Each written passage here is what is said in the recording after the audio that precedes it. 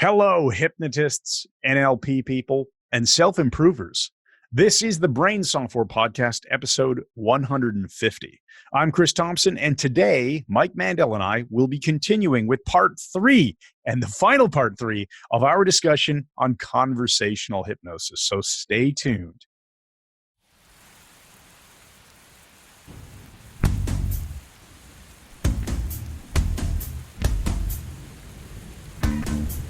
Hey, Scroll, I'm back again, man.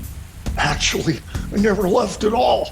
I got such an awesome, groovy down view on the Earth from up here in the 42nd dimension. The Planet, it was the rule of the day bag. And you know what, Scroll? I was rapping to Kurt Cobain last night. He's totally sick and tired of all this COVID-19 stuff. He's doing something new, man. He's hanging out with Bon Scott and they're spying on you. That's right, man. They're in your house right now. So stay as far out as you can. Your house is haunted by rockers, man. And with Halloween only 5 months away, you can grab some pumpkins and start carving them, dude. I'm heading up a level to the 43rd dimension now. But first, I'll lay the big question on you. Dude, whatever happened to that old tranquility we used to know, Scroll? I'm out of here. Kill Pazixum.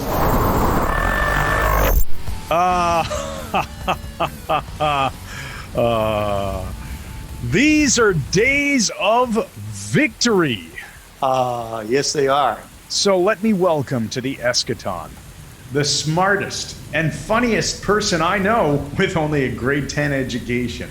The mentalist who in his first gig ever fooled CIA agent Philip Agee. And the greatest backgammon player who ever lived, Mike Mandel. Chris, we're back. Did you ever, dude, man, did you ever think we'd hit 150 flipping podcasts? Oh, yeah, I knew we would, of course, because there's an endless opportunity of cool things to talk about. So we are back. We are ready. We are the service to you out there in the world of COVID-19. We're gonna make your lives more fun. Today is podcast part 3 of the number 150 is part 3 of our chat about conversational hypnosis, which is pretty cool. Before you pursue this, I just want to say I'm just listening to Scott Sandlin talk. He posted yesterday, May 19th was yesterday. Today's the 20th as we're recording this. And he said, as far as they know, HypnoThoughts Live in Las Vegas is still a go. I'm really hoping Mike, it is, man. My wife and I were walking the dog yesterday, and as we often do, is that what they're calling it these days? we talk about all kinds of things, what's going on with the world and the reopening of the economy. And apparently Canada's going to open the border with the United States in June. So if that actually happens, it looks like we'll be able to go to Las Vegas for HypnoThoughts Live. Bro, I think here's my concern. I'm afraid we're going to be talking about this for a long, long time. And I'm going to be sitting at my computer saying, Chris, I think maybe HypnoThoughts 2096 is still going to go. And you'll be saying, they're saying it's going to open, in just another year. You'll be sitting there in a wheelchair in Hypno East, and you'll be pushing me. Dentures falling out, and we'll be hoping that but anyway, our hopes are to go. Everybody's sick of being locked indoors, and it would be wonderful to go back to Las Vegas, right?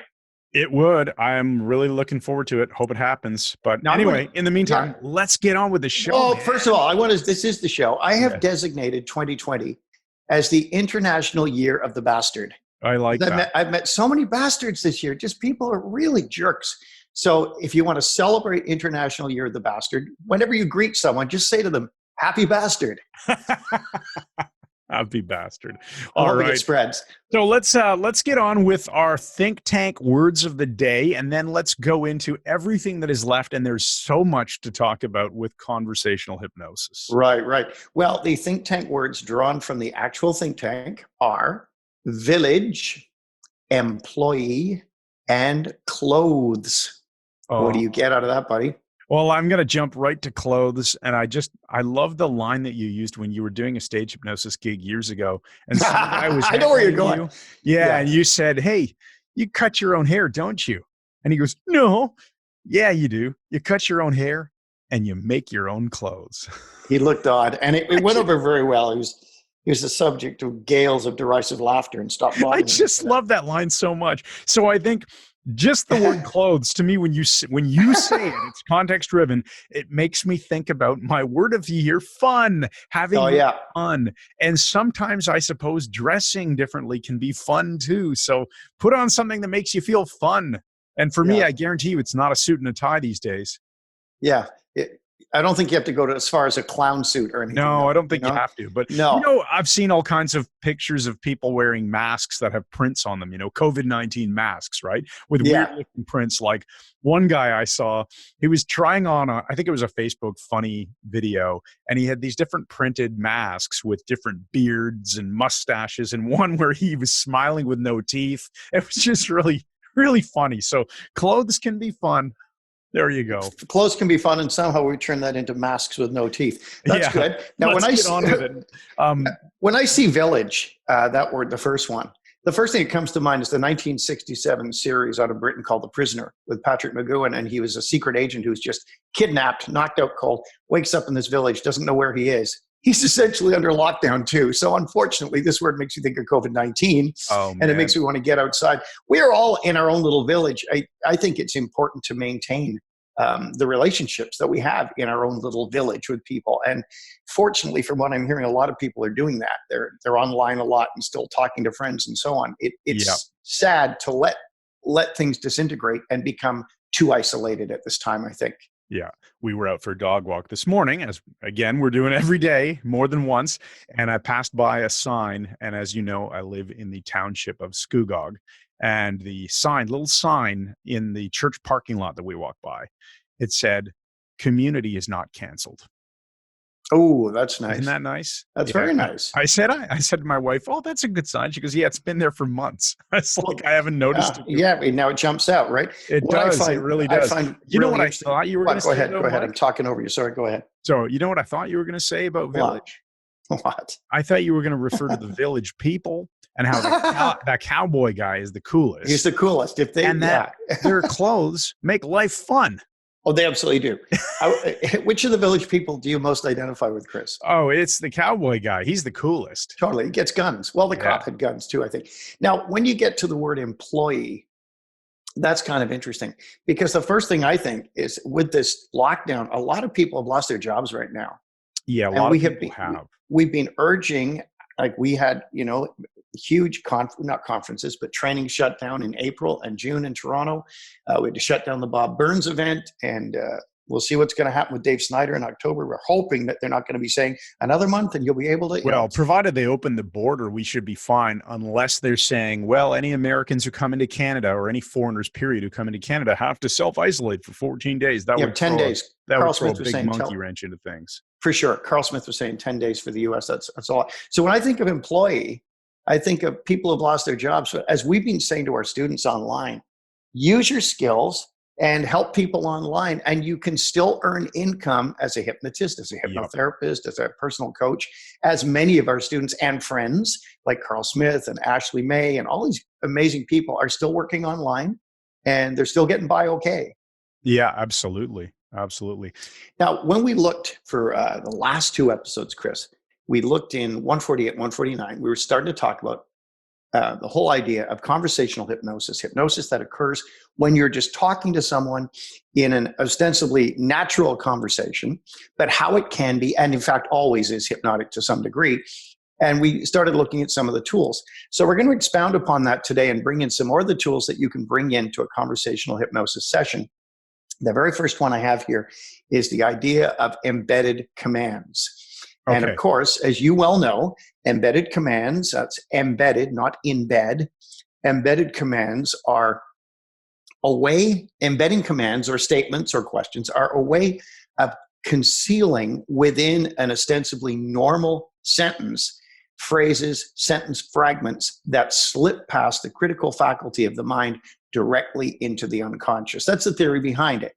And the idea is your brain is going to pick up unconsciously the commands that are coming in, but the conscious mind will not notice them. And the way we're doing this is through the concept of analog marking. Now, analog, of course, for those of you new to this, is the other end of the scale from digital. Digital is one end of the scale or the other. It's black or white, is what I meant to say. Whereas analog is the entire scale of gray in between. A spectrum, right? So a spectrum. Digital, you're either on or off. You're either speaking, for example, or you're not speaking. Your eyes are either open or they're closed. And Correct. in analog, there's a spectrum. There's degrees of how closed your eyes are as you relax them. There are degrees to volume or temperature in a room or how much light there is. Okay. All right. So now everyone understands that. There are degrees to interest and whether or not it's waning. Scary. Anyway, so the idea is you don't want to do analog marking as though it's digital. You don't want to be full on with an embedded command in the middle of a sentence because it must be subtle enough. That's the point people miss. It has to be subtle enough that the conscious mind does not notice it.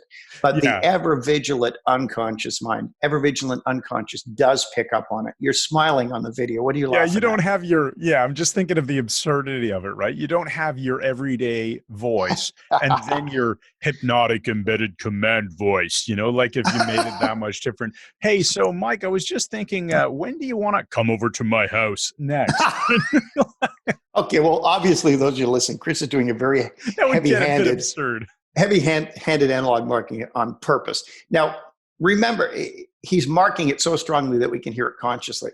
But the interesting thing is, you don't have to have anybody in a trance to analog mark something. Exactly.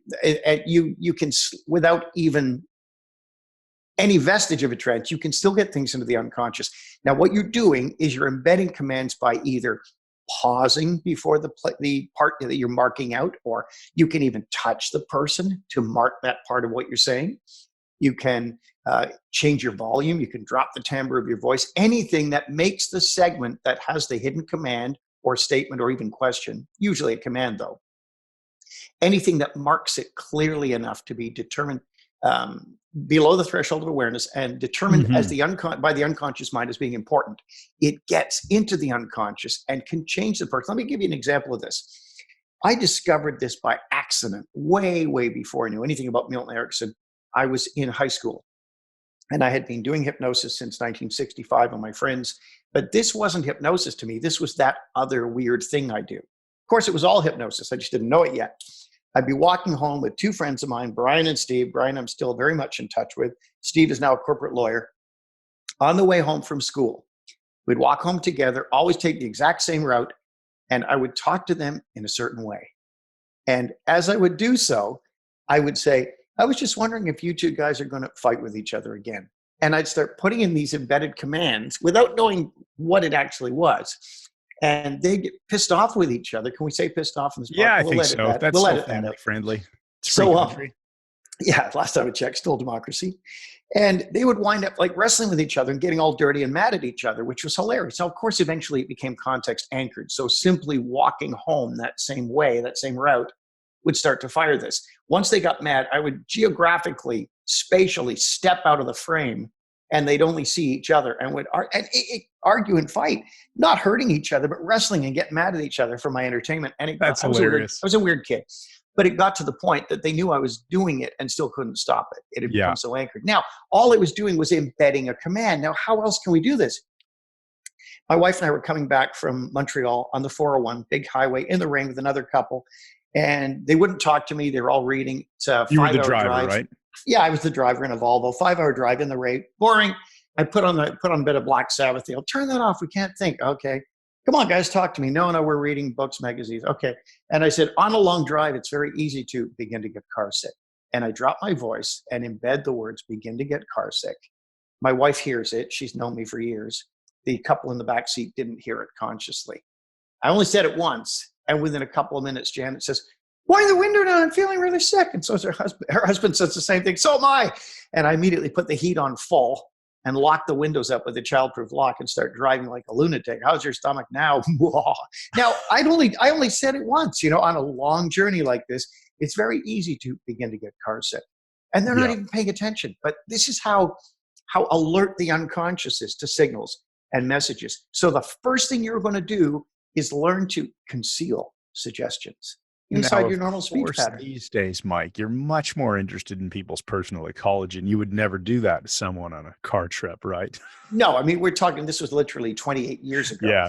So there are lots of ways to conceal embedded commands. And now, Mike, I know that you may not have a deck of our hypnotic language cards I do with not. you, but how about, since I have the deck right in front of me, why don't I just read a few of the patterns and you can come up with an embedded command on the fly that you can use? Because a lot of these patterns offer you the option to embed commands after them. So here's the first one I'm looking at. You give me a pattern and I'll expound. Yeah, we'll just do a few. So the 5 of spades is you may. And you may, Chris, go into a trance as you listen to everything I'm saying. Yeah, and that's a good example of losing your mind. That's a good example of a therapeutic use. Remember, folks, if you're doing conversational hypnosis where the other person is well aware and has invited hypnosis, it's totally fine to say things like go into a trance or slip into a trance or fall into a trance.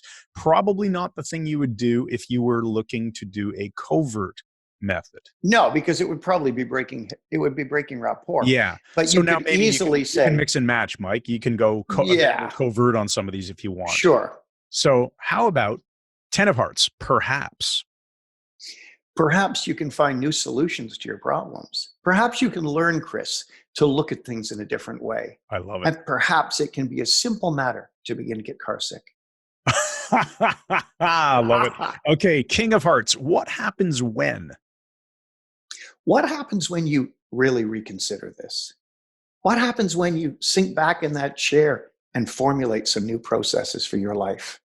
What happens when you begin to get car sick again? Nice. And let's just wrap it up with one more. You're going to do this one. Okay, so here is the 4 of spades. And the pattern is, I only want you to. Great I pattern. only want you to really consider how easy this can be for you to learn something new. Yeah. Brilliantly done. Only is a great word. It's a hypnotic word like just. When you say just or only, you are minimizing what you are asking and making it sound so easy. So that's perfectly done. You know, one of the cards we discussed recently, Chris, in fact, just a few minutes ago, was the concept of a card slowly. How slowly can you X? Yeah, that's our 10 of diamonds in the deck. How quickly can you X? These are great words for hypnotherapists, because if you've got a lot of time to fill still in your session, you can say, how slowly can you do that internal search and really relax? Yeah, it's a nice presupposition too. How slowly can you allow that hand to sink down towards your lap? Right. And if you got 8 minutes left in the session, you can say, how quickly can you tie up every loose end and come back to now? Yeah. Right. So those are, I just brought the cards up there because I thought it would be a fun way of showing different ways to use embedded commands. Yeah. Mike, what about embedded questions? Because I think this can be a cool technique too. Well, anything, whether it's a question, a statement, or a command. The statements and commands are more closely related. But even a question, you want a question in a sentence, just put it there hypnotically. So what would you want to ask the person becomes your question. You figure out what the question is, and then build a sentence around it. Yeah, you can build a sentence around it, or you can build a story around it, or use the quotes technique, i.e. you're quoting somebody else, which is a nice way of doing things too. So I believe it was the book, My Voice Will Go With You. It's the teaching. Sidney Rosen. Yeah, Sidney Rosen's book, The Teaching Tales of Milton H. Erickson. And I think there was a story in there about how he was dealing with a couple that were married, and they'd been married a long time and a lot of bickering. And he used an embedded question in this case. And he simply asked them something to the effect of, when are you going to decide that you've had enough bickering? When are you going to realize that you don't have that many years of marriage left and you may as well start enjoying them? Something to that effect. Right. And it was buried in a story. That's pretty much a question, though. But I think of an embedded question. You could say to someone in a therapeutic setting something like, and I'm wondering exactly when will you begin to change completely? Yes, exactly. And, you're using wondering as well. And what will you find within yourself to change? And so, but you put that in the formulation of a bigger question. As we sit here discussing things, when will you change completely? That's right. Yeah. And it's wonderful. To me, it's mostly analog marking is mostly statements though, and mostly direct commands. which enable a person to find some sort of resolution to their problem. Let's mention the voice at this time, Chris. Yeah, for sure. So the hypnotic voice is really just any voice that is in some way different than your everyday waking voice that you would normally talk to people. You're just changing it subtly. It's a way of analog marking, isn't it? Really? Yeah, absolutely it is. Because the voice, it also becomes an anchor. Because the voice becomes anchored to the therapeutic setting. When you've done sessions for someone, more than one session, if you're using your hypnotic voice, that's right. What happens is that becomes the induction. As soon as you switch to a hypnotic voice, start to change the timbre and slow your voice down, drop its intensity a bit, make it more relaxing. That becomes, as one way of doing it, there's many ways, that becomes an anchor. So as soon as you begin talking to the person like that again, they'll go back into trance. Very useful hypnotically in conversational hypnosis, but also something that a lot of otherwise good hypnotherapists make a mistake with. They're counting someone out of hypnosis and they're still using their voice. Yeah. No, let your voice shift. So as you're down here and begin to come back all the way to the surface, be wide awake now. Now I'm switching to a daily voice, bringing them back from the depths by changing the timbre of the voice. Right. It's a matter of congruence, right? So yes. if as you slip into your hypnotic voice, you're expecting and working with the client to fall into that nice, comfortable trance, as you bring them out, you're moving back towards a normal waking conversational voice. Of course, yeah. And that leads us to the whole concept of spatial anchors, because Erickson brilliantly would use spatial anchors with his voice. And he would talk to one hemisphere of the brain. You see him working with someone. A lot of the time, his head is down in his wheelchair and his hands are folded, but he's watching in his periphery because the peripheral vision is better designed for detecting motion than the foveal vision is. And so you'll see him, he's got his head down a bit, and so he'll shift his head a bit to one side to mark something out, to analog mark something by using a spatial anchor as well. So it can even be, if I'm talking to your left hemisphere of your brain, I'm speaking into your right ear. That's the theory. I mean, it's a gross generalization, so don't write to me about it. I know it is. You can just simplify it and think you're just talking into one side of the person's head or the other. Sure. But the point is, if you're speaking into, say, the right ear mostly as you're doing an induction, their eyes are closed, you now switch to the left ear. You're now speaking more to the right hemisphere of the brain, which is the unconscious one, in this useful model. So that's a spatial anchor. What direction is the voice coming from?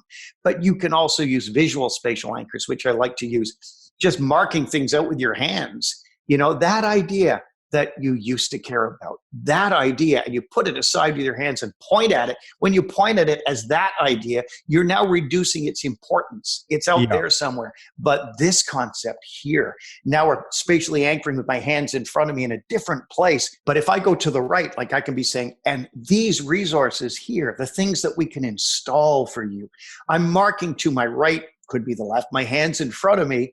When I'm pointing at this and holding on to this, as opposed to that pointing over there, I'm bringing the person's attention to the resources here, and I can push the garbage stuff away. So I'm just marking where things are with my hands in space. But if you repeat it a couple of times, the brain will very quickly get the message.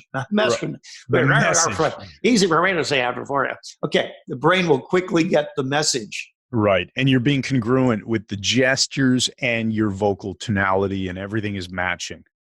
Right. Awesome. Which leads us to the wonder of negatives. Oh, we love this one, negatives. And you can have a lot of fun with this. Maybe we'll get into the idea of stacking negatives just to confuse people. It's not really technically part of this podcast, but it can be a great pattern interrupt to use negatives over and over as a massive confusion tactic. Yes, because confusion, Erickson even said most of his hypnotic work involved confusion to some degree.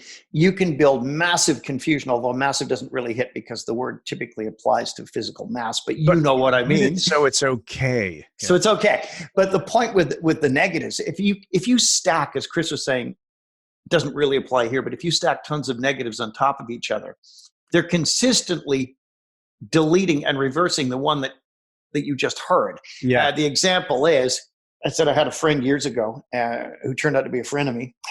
And there was someone from this particular young married group, young divorce group that he was interested in.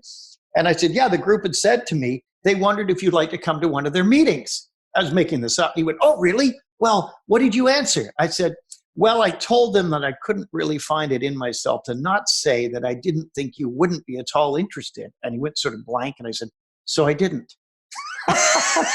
It's just negative on negative on negative for confusion. But beyond that, you can say anything by not saying it. That's the thing. Yeah. I'm not going to tell you. I'm not going to say. I've never heard anybody suggest that. And then you go right to an embedded command. Right. There's all kinds of varieties. So it's a carrier. You can think of these language patterns as being carriers, or, if you're an RF guy or know anything about radio frequency, right? Radio frequency operates on the principle of a carrier wave. And then you modulate that wave with AM or FM or whatever other fancy modulation schemes they have these days. And that's how you get music over the air, right? Well, it's the same thing here. Your delivery mechanism, your carrier wave, is just some sort of language pattern, and you're using that to deliver an embedded command. And negatives. You are so funny, man. You are so funny because you're such a frecking engineer. I'm glad you didn't get into single sideband stuff. Yeah, but remember, I was a radio guy before. Now listen, because I've even heard you talk about bread in a sandwich just being the carrier for the contents and unnecessary. Bread is exactly, when you're living a lower carb or low processed food, low junk food diet, we view bread as simply being a carrier for the good stuff that you so why not just have the good sandwich, stuff? Right. So use a fork and eat the good stuff.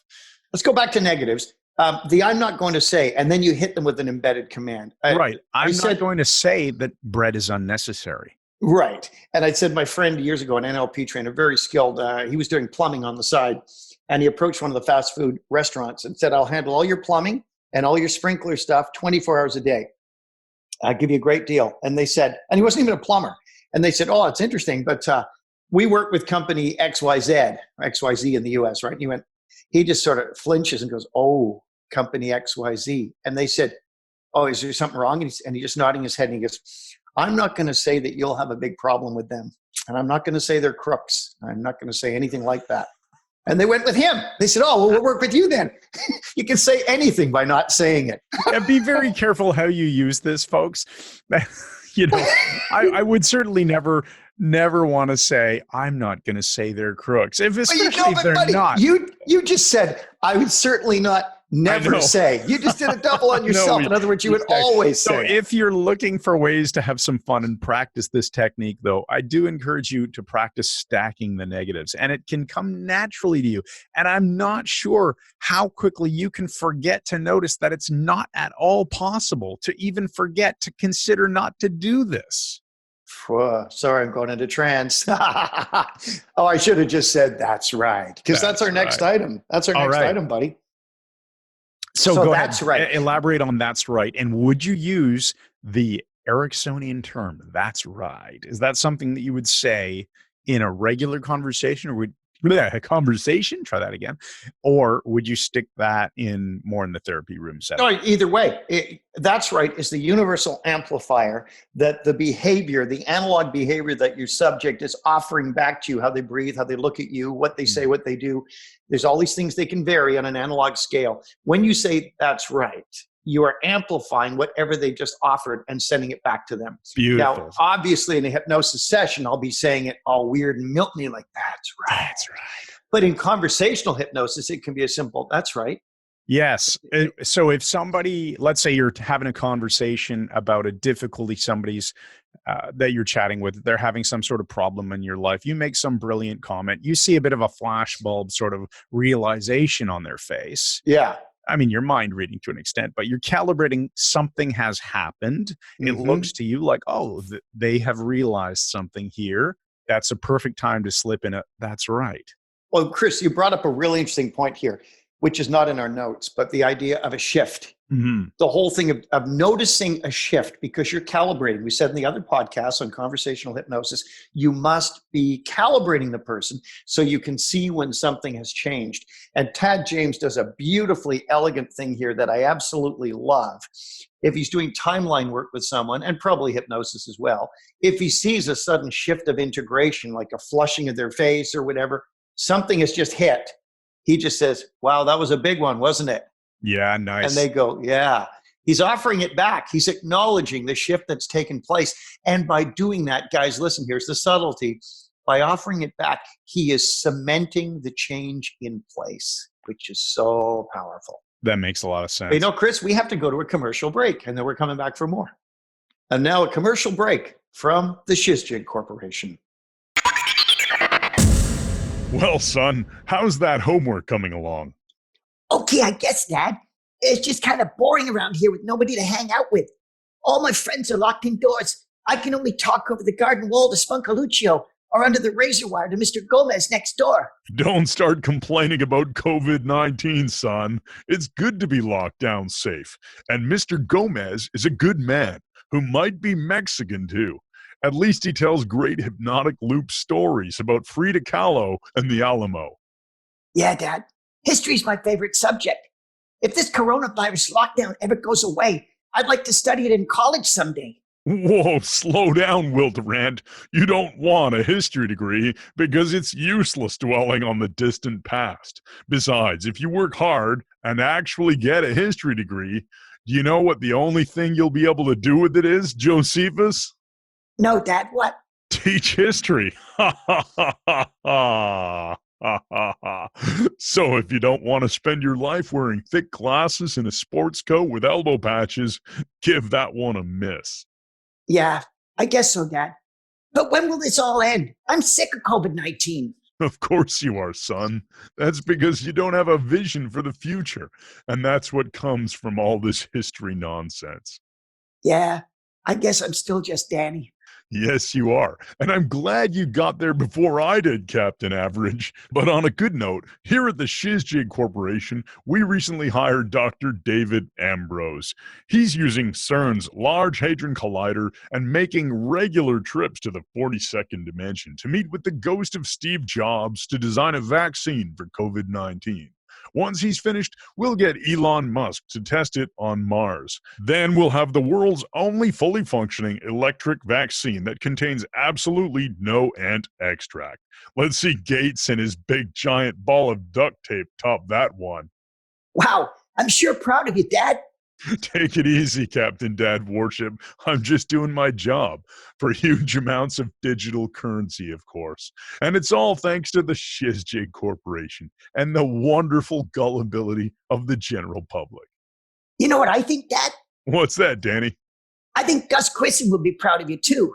That's for sure, son. And so would Clay Shaw. The Shizjig Corporation is not responsible for the use or misuse of any of our products or anyone else's products or disparaging comments regarding teaching history. The Shizjig Corporation bringing light and fulfillment to the world's first ant-proof society. Chris, we now must continue. We have a few more points to get through here. I wanted to talk about double binds and their usage. Double binds are one of my favorites. All right. Well, would you like to talk about it now, or would you like me to ask you to do it? Let me think. Chris just got me in a double bind. That's brilliant. I wonder if I should kill him now or execute him later. It's very interesting. A double bind offers only two alternatives, but either one of which will get you exactly what you want. That's the key. So hypnotists who are putting someone in a trance in a formal setting can say things like, would you rather go into a trance quickly or slowly? Now that's Milton Erickson. That's pure Milton Erickson. But the implication is whichever one you pick, you're going to go into a trance. So one way to do it is to create an option around the speed at which something is done. Sure. Presupposing that it will get done. Yes. Offer only two alternatives and make sure that either one will get you what you want. Remember, I've heard clever salespeople use this intuitively. Do you want to sign the contract now, or should we have lunch first? Right. So it's a choice of timing. Yeah, timing. The person, well, I haven't got time for lunch. I guess we should sign it now. A double bind, because people's minds are weird, we only look at the two alternatives in front of us, and we don't consider maybe 3, 4, 5, 6, 7 other things. So, Chris, how would you do this conversationally? Oh, well, I mean, it's quite simple. You have to make these up on the fly. I don't really have a whole lot of these that I save in my back pocket. I'm always just going to construct them conversationally based on what's going on. So if you and I are let's say we're having dinner together, and I don't know, give me an example of what I might want as my outcome. You might want me to pay the bill. Okay, so I want you to pay the bill. So I could simply say false choice, right? Would you like to cover this one, or should I get the next one? Oh, Bro, that's brilliant. Right. That's freaking brilliant. I love it. Yeah, because either one gets exactly what you want. The key is to formulate in advance two alternatives, which will get you what you want. Yeah, that's really nice. And it's the thing about double binds is they're very easy to use conversationally. You're only offering a couple of things. Do you want to talk this over now? Or should we, have a drink first? It sounds so casual, doesn't it? But you've already determined that you're going to put whatever this is on the table to be discussed. And that's powerfully hypnotic because you're changing the person unconsciously, at least their choices. As soon as you said another drink, I was thinking about like looking at a wine menu and saying, well, do you mind if I pick the wine, or are you okay with the Cabernet Sauvignon? yeah, that's not bad. Very, very good. What about the word try? This is a remarkably hypnotic power word, and you can use it conversationally as well. We use try or trying when we want the person to fail. Remember I said a stupid thing I see on movies all the time. There'll be a hostage situation and the parents are looking for their kid and all this stuff going on, this tension. And somebody will always say the same thing, try and get some sleep. And they're not they're not going to sleep at all because try implies failure. So you can use this conversationally and, try and see this continuing for the rest of your life. It's, try and see how this is going to screw up completely. Well, it isn't, is it? No, it's minor. You're reducing the intensity of something when you add try to it. Yeah. And you can use try if you want somebody to fail. And as an example, I was just thinking, if I know that somebody is completely miserable, let's say with a certain career choice they made, and they just can't get to that point of deciding to change their path. Yeah. Say something like, I want you to really consider how you could try to enjoy this. And they will fail at trying to enjoy it and realize more than likely I should do something else. Oh, that's interesting. Yeah. There's so many layers to this stuff, isn't there? Because when you're doing a lot of these different techniques and bundling them together, you are dealing with shifting meaning constantly in the conversation. Yes. I want you to try to find another use for this. Yeah. I want you to try to keep talking about this topic. Well, another one too, when somebody's miserable, you say, I want you to try as hard as you can not to feel better and not to smile. Yeah. That's a great one with kids. Oh, with kids, I would often hypnotic. do the try not to laugh, right?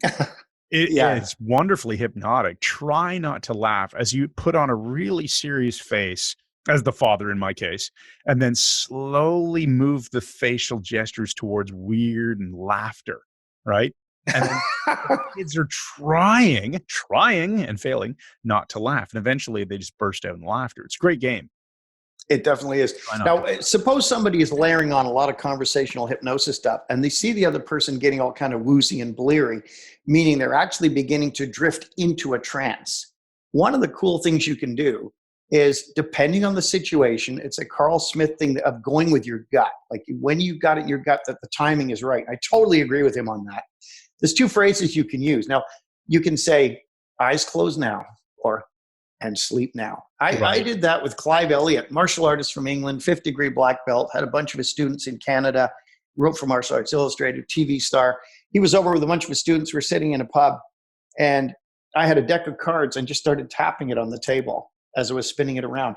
And one guy started watching it. I started layering on conversational hypnosis, marking it towards him. And they said, look at him. His eyes are just fixed on your hands. And he didn't stop. And I just looked at him and said, eyes closed and sleep now. And he just went right into trance at the table.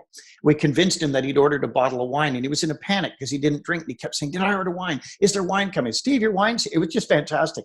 But the tipping point was eyes closed now and sleep now.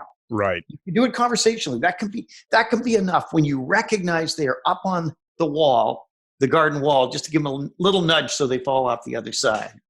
Yeah, that's awesome. Now, that would not be very common in a covert hypnotic situation. Definitely not. And I'm guessing that in this context, that fellow knew you were a hypnotist. Oh, yeah. Yeah. So there was obviously this prestige working. And this would not be the typical thing that you would do in a normal conversation, that you were turning hypnotic. You wouldn't typically say, and eyes closed now to someone. No, but even so, you're going to notice times when the person is on the wall and you can push them off. It's not going to happen all the time. Yeah. That's when you just got to be congruent. I mean, we have here looking expectantly at the subject. That will intensify everything, just like that's right. Yeah. If someone's talking and you're staring at them intently as though what they are saying is fascinating, like Erickson did, leaning in a bit, looking at them with intention, that is a really powerful thing, expecting something to happen. Mm-hmm. And then you're going to get them much, much further just through that alone, adding that, looking expectantly like something is about to happen that you know about, and they'll pick up on this. You don't want to be weird about it again. And we said that in the first podcast on this. That's a really important concept to rehash, though. If you're weird about it, you will break rapport. So if it's a covert hypnotic situation, you're looking to help somebody in some way, and they haven't opened the door to formal hypnosis, probably not a good idea to be saying to them, just go ahead and close your eyes and let that hand begin to float up off of your lap.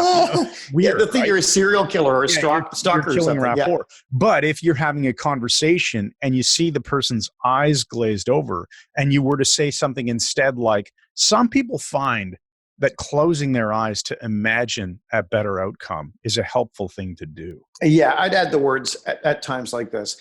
So then we're anchoring it to the situation. And some people find at times like this, that if you close your eyes, there's the embedded command. Yeah. You can find a better outcome. And there's the embedded one too. There's so much. Remember, this is subtle. It's definitely an art as well as a science. It takes practice, but it's happening all the time anyway. As my good friend Arthur Perlini, psychologist, professor of psychology at Algoma University, and the dean there, said to me once, we were in the car in Toronto, last time I saw him, he didn't know about Erickson and anything about him. He didn't know specialties hypnosis. It was much more much more research hypnosis. But Erickson did a ton of it. And he said, well, Mandel, if you're right, then hypnosis is happening all the time. And I turned to him in the car and said, that's right. That's right. Fantastic. Chris, when we end this with the nominalizations, and then you can talk about Nuvi.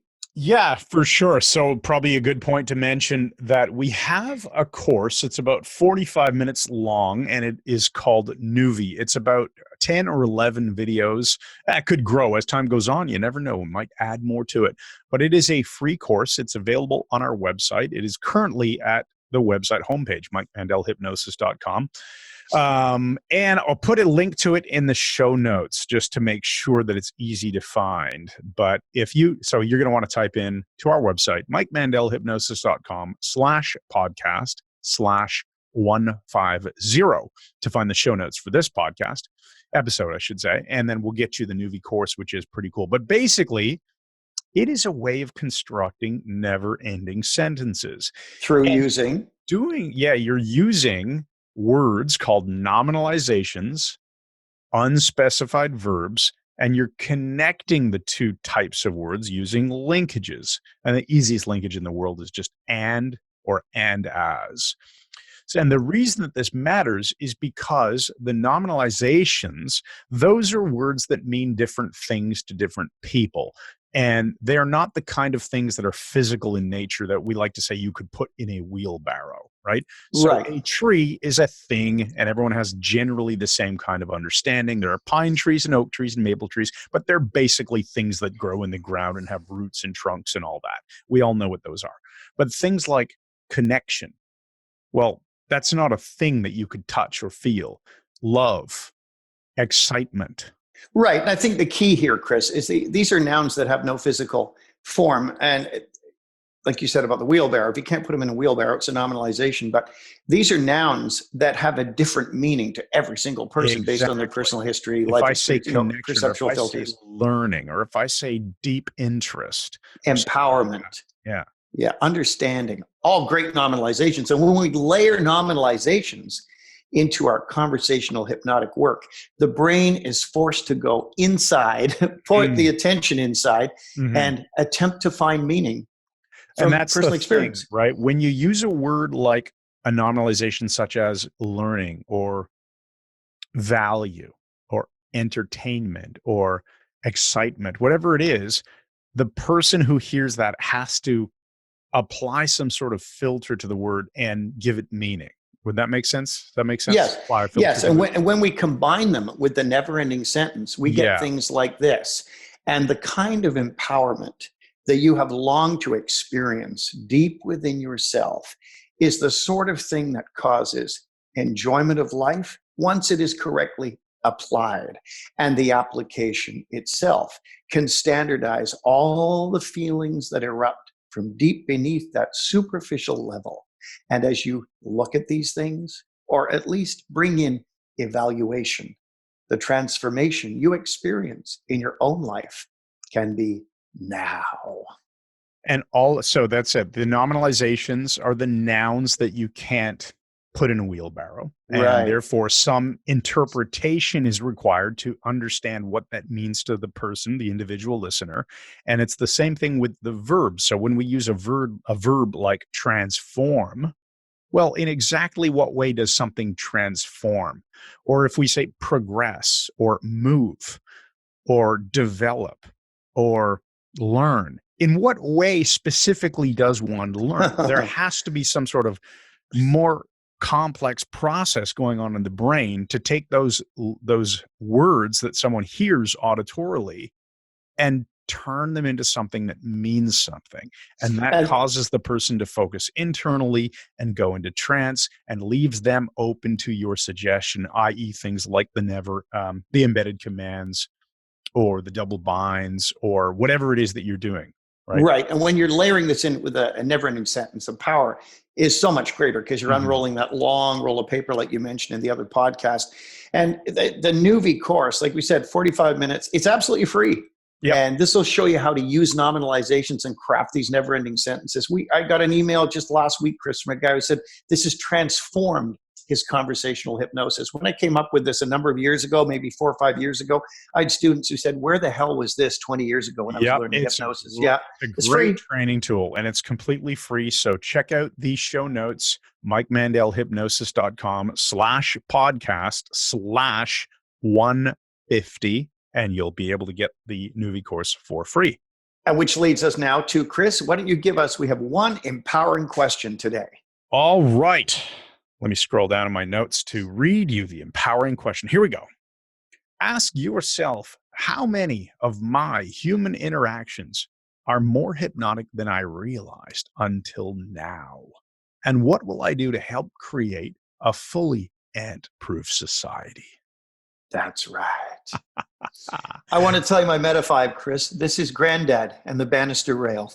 True story. My mom and dad, the war came to them. They were in England during the war.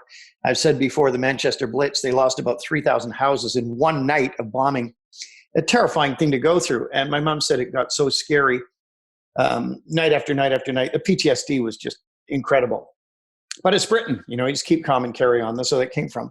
But my mom also said they got so exhausted that the air raid siren would go off. Sometimes it was buzz bombs coming over, which were the forerunner of the cruise missiles. And they wouldn't even get out of bed. She would just want to die in her own bed, then get up and go down to the air raid shelter again. And one night, her father, my granddad, who I vaguely remember from England when we came over when I was a boy, my mom and her sisters, Amy and Frida, were all in the same house, and the air raid siren went off. And my granddad was an air raid warden. Now, this is what an older guy would do in Britain if he couldn't be in the army, so he could feel like he was helping the war effort. He had a helmet and an air raid patrol jacket, and his job was to make sure that people's blinds were down and there was not a chink of light showing out into the street, which would enable bombers to hit the targets because there was no GPS or anything back then. It was dead reckoning. And so his job was, lights out, the air raid's got this sort of thing. So the siren went off, and my mom and her sisters were at the top of the stairs in the hallway, and he said, right, we're heading downstairs now. And he had a bucket of sand and a bucket of water. You had to have these to put out a fire in case your house was hit. He put his helmet on, got the bucket of sand and water at the top of the stairs, and he started to walk down, and he said, just look, let go of me. We're going to be all right. And they started laughing. And he said, all right, let's just come downstairs. He started walking again, and they were holding him back. And he thought they were hysterical. And he said, listen, girls, it's all right. So get you downstairs. We'll go down to the air raid, shelter. We'll be all right. So we start walking down the stairs again. And they're bursting out laughing hysterically and holding him back. And now he's getting furious. And what he didn't realize was his suspenders were hooked around the end of the handrail, the banister rail. And every time he went to take a step, that was pulling him back. And he thought it was my mom and her sisters in hysteria. Oh, Thanks, everybody, for listening. This has been Brain Software, episode 150, wrapping up a 3-part series on conversational hypnosis. And I'll make sure that I also add into the show notes, or you'll add it, Mike, doesn't matter, that we wrote a long blog post on the same topic, conversational hypnosis. So we'll link to that in the show notes as well. Yeah. But head on over to MikeMandelHypnosis.com. Check out the show notes for episode 150 to get the Nuvi course. You will love it, and you can hope that the borders open up again soon, just as we do, so that we can get to HypnoThoughts Live, and you can come to Toronto and study with us in our upcoming October class, Architecture of Hypnosis, here in Toronto. It's going to kick some butt. We'll see you in next episode 151. Mr. Thompson, I will tell you the wonderful story about the Irishman and the limericks. No, I don't think I've heard this one. Wonderful. We would sit around in the evenings when there wasn't much activity going on in the trenches. Bryce Morgan would break out a bottle of brandy and pass it around. Typically it wasn't brandy, it was a bottle of malt vinegar. But he'd pass it around, we'd serve it in little china cups made of cardboard dipped in vinegar. And we had an Irishman in the regiment, a wonderful chap from the Irish Guards, spending some time with us. His name was Seamus Walsh. He's from Ulster. And he spent some time in Limerick, Ireland, and he had a load of these funny limericks. Some of them couldn't be repeated.